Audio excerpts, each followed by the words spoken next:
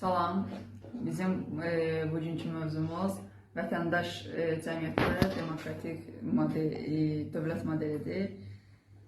Vətəndaş cəmiyyətin xüsusi tipi, özünə məxsus sosial, iqtisadi, siyasi, hüquqi təbiəti, inkişaf və yetkinlik səviyyəsi olan cəmiyyət nəzərdə tutulur.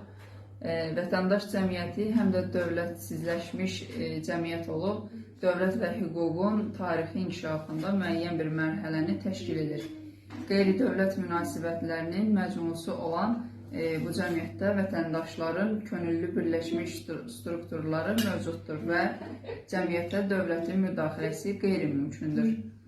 Vətəndaş cəmiyyəti insanların sosial, iqtisadi, dini, əxlaqi, mədəni maraqlarının formalaşdığı, reallaşdığı və müdafiə edildiyi sosial əlaqələr sistemidir.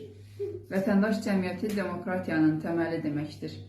18-19-cu illərdən başlayaraq vətəndaş cəmiyyəti anlayışı insanların digər birlik formalarından ayrıca öyrənilməyə başlanmışdır. Bugünlük bu qədər. Gələn videolarda görüşərik inşallah. Sağ olun. Salam əleykum hər kəsə. Bugünkü projemiz vətəndaşlıq və demokratiyadır.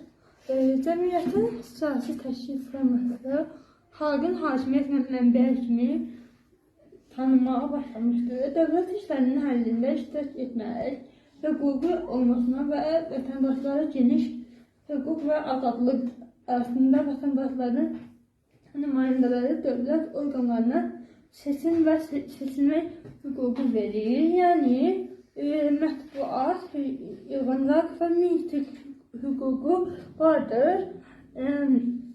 Nümayişlər azadlıqdır.